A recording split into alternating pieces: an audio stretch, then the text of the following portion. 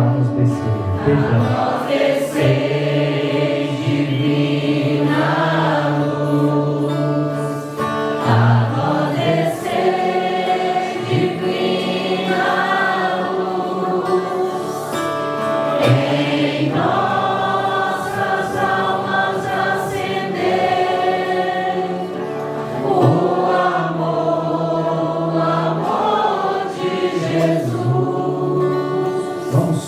Nos descer um pouco, bem forte, tremer aqui, não precisa colocar no chão, mas vamos cantar, vem, todos juntos.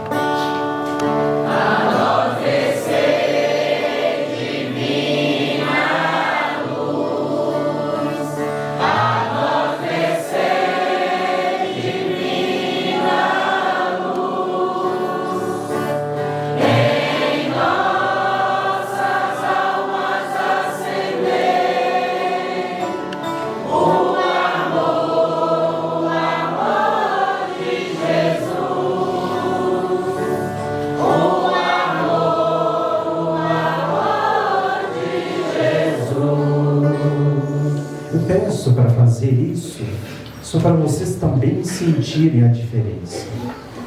Se você não está cantando, se você não está rezando, você não está inteiramente aqui. Quando você doa totalmente, quando você consegue rezar totalmente com voz alta, participação ativa, a sua participação será diferente. A participação da comunidade será diferente. Isso para explicar antes de começar a homilia. Hoje nós acolhemos a palavra do Senhor, porque esse mês de setembro é dedicado à Bíblia. Então, espero que cada um de nós possamos dedicar um tempo maior para a leitura da Sagrada Escritura. Tá bom?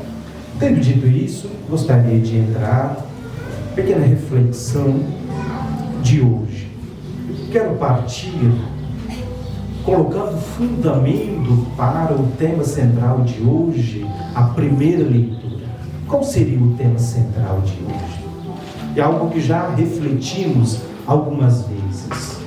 Como explicar a existência de um Deus bondoso e a coexistência do mal e do sofrimento?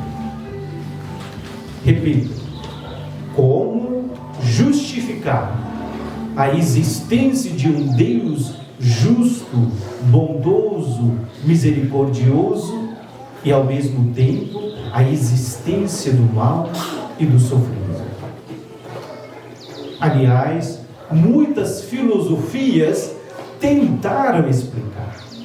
Estoicismo ou outras correntes de filosofia tentaram, por exemplo, nem pode se chamar de uma religião, budismo. Surgiu no meu país, budismo. Então é uma tentativa, aliás, o surgimento do budismo ligado ao Buda. Ele, quando ele era novo, um príncipe, ele perdeu um ente querido e ele ficou tão angustiado, e ele queria encontrar a raiz do sofrimento e como eliminar o sofrimento. E aí o monge pede para ele: anda pelas casas e onde não tem ninguém que perdeu um ente querido, você traz um pouco de, esqueci o nome do, como chama aquele negócio que você coloca no óleo quente e estoura? Não. Tem outra coisa, bem pequena. Mostarda, não é? Mostarda não estoura? Pipoca não? Mostarda? Eu acho que sim, eu acho. Né? Então, pede para ele trazer um punhado de mostarda das casas onde ninguém tem sofrimento, ninguém perdeu um ente querido. E ele vai começar a fazer uma peregrinação e ele chega com mãos vazias. Ou seja, todos passam por sofrimento.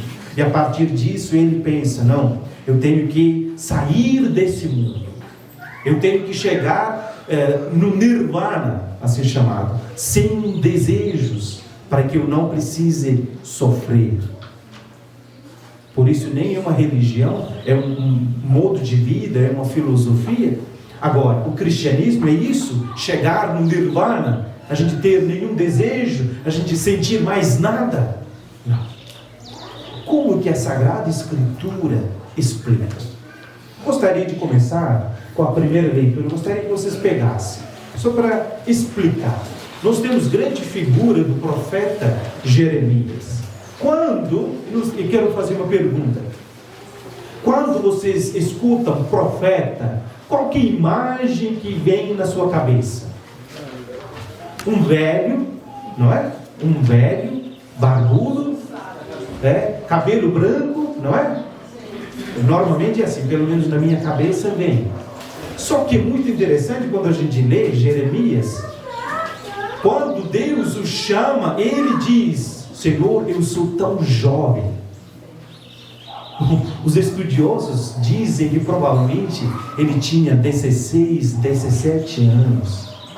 Não era homem velho, não que tenha algum problema ser velho, não é isso a ideia, tá bom? Agora, imagine um menino de 17 anos chamado por Deus para quê? Para duas coisas. Muito importante essa contextualização. Ele é chamado para dizer para o povo de Israel que naquela época o grande império babilônico estava querendo invadir o povo de Israel. E ele estava dizendo para o povo de Israel que vocês serão derrotados.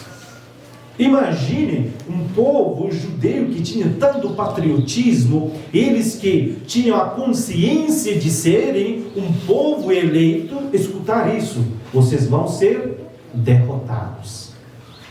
Segunda profecia que ele tinha que falar para eles é que eles não colocassem, eles não lutassem contra os babilônios, simplesmente se rendessem. Menino de 17 anos, falando para o povo de Israel essas duas coisas. E aí ele é chamado, ele tinha um apelido, terror. Ele era lamentador. E nesse contexto, ele fazendo profecias para o povo de Israel, corrigindo-os, e aí ele foi, de fato, colocado na cisterna, foi perseguido, foi apedrejado. E nesse contexto que a gente compreende a leitura de hoje. Às vezes, essa palavra, primeiras palavras que ele fala: seduziste-me, Senhor, e deixei-me seduzir, pode soar aos nossos ouvidos como algo positivo. Deus me cativou. Não se trata isso. O que ele está falando? Senhor, tu me enganaste. Você me enganou chamando. Ele está lamentando com Deus. Ele vai dizer o seguinte: tornei-me alvo de irrisão o dia inteiro. Ou seja, o povo fica rindo de mim. Eu sou seu profeta, eu estou profetizando, mas agora eu sou alvo de riso. Todos zombam de mim. Todas as vezes que falo, levanto a voz, chamando, clamando contra a maldade, invocando calamidades, a palavra do Senhor tornou-se para mim, imagine o que ele está falando, fonte de vergonha e de chacota o dia inteiro.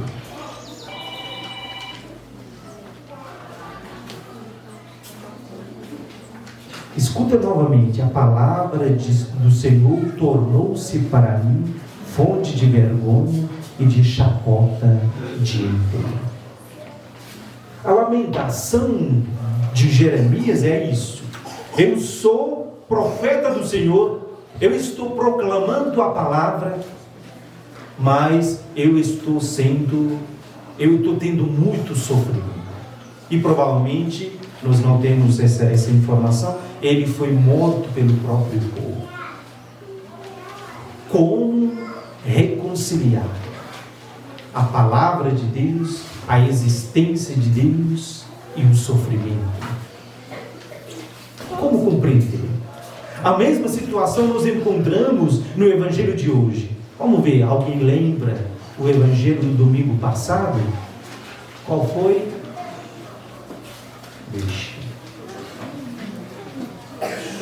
Domingo passado, Jesus faz uma pergunta fundamental para os apóstolos. Quem dizem que o povo, o que dizem o povo que eu sou?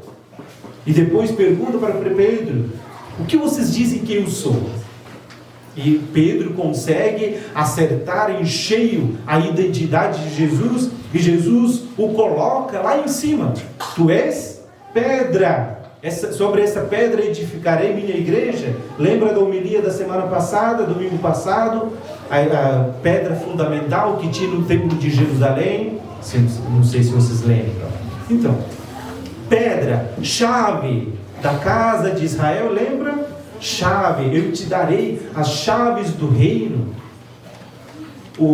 As forças do inferno não prevalecerá sobre esse reino. Então tudo isso, Pedro colocado lá em cima.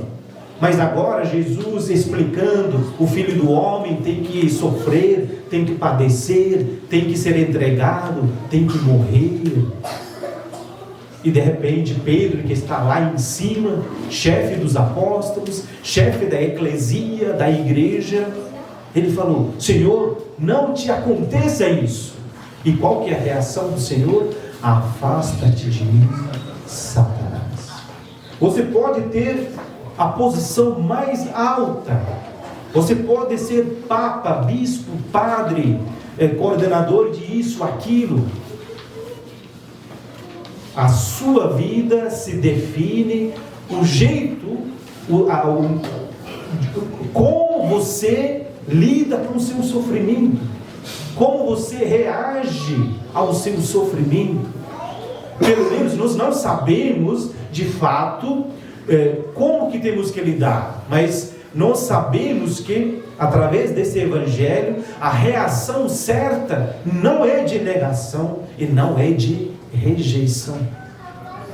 Quando pelo menos Pedro não te aconteça, com todo cuidado, por amor a Cristo, ele falando isso, Jesus virou e ele ficou bravo. Ou seja, nós temos a partir da palavra a reação correta que nós temos que ter, ou a reação que nós não devemos ter. Não é diante do sofrimento, eu não sou chamado a rejeitar ou negar. Muito importante isso. Embora Jeremias, ele lamentou, vamos ver o que ele fala nas últimas frases dele. Jeremias continua dizendo: disse comigo. Veja bem o que ele fala: não quero mais lembrar-me disso, nem falar mais em nome dele. Jeremias está desistindo de tudo. Eu não quero saber desse Deus, não quero falar mais desse Deus. Mas ele vai dizer, continua dizendo: senti então dentro de mim um fogo ardente a penetrar-me o corpo todo, desfaleci sem forças para suportar. Jeremias também, com muito sofrimento, angústia, à beira de desistir de tudo, representa cada um de nós.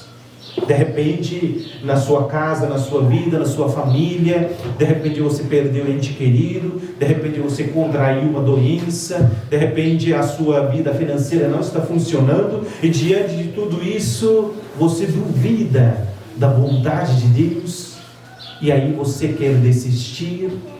E qual que é a resposta que Jeremias nos dá? É a palavra. Eu senti, continuo dizendo, eu senti então dentro de mim um fogo ardente a penetrar-me o corpo todo.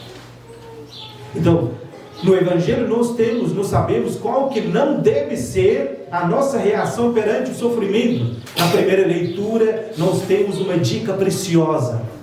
É a palavra que tem que iluminar e dar significado para as situações de sofrimento da minha vida. Mesmo assim, isso não explica por que do sofrimento. Hoje, um pequeno momento agora, 2, 3 minutos, eu quero dar uma pequena explicação para a gente compreender a existência do mal. Até o ateu ferrenho, ele vai também admitir que o valor supremo da vida, não vamos colocar Deus aqui, o valor supremo da vida de qualquer pessoa é a capacidade de amar. Capacidade de amar. E todos nós temos a capacidade de amar.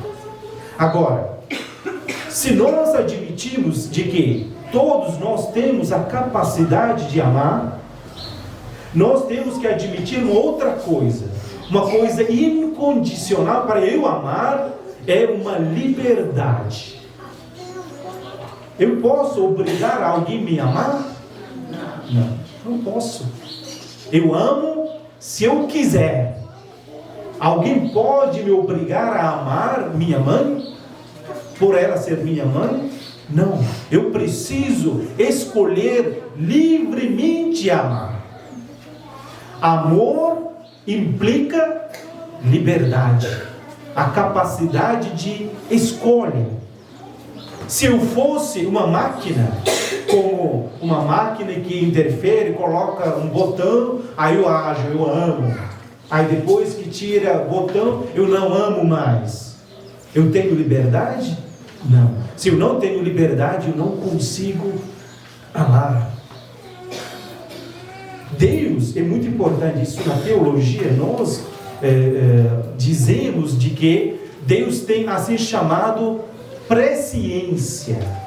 Acho que agora eu esqueci a expressão. Ou seja, Deus tem conhecimento do passado, claramente, do presente e do futuro. Deus sabe o que eu vou fazer daqui 10 horas. O que vai acontecer daqui a algum tempo. Esse conhecimento que Deus tem, de fato, não influencia em nada na minha ação, na minha escolha.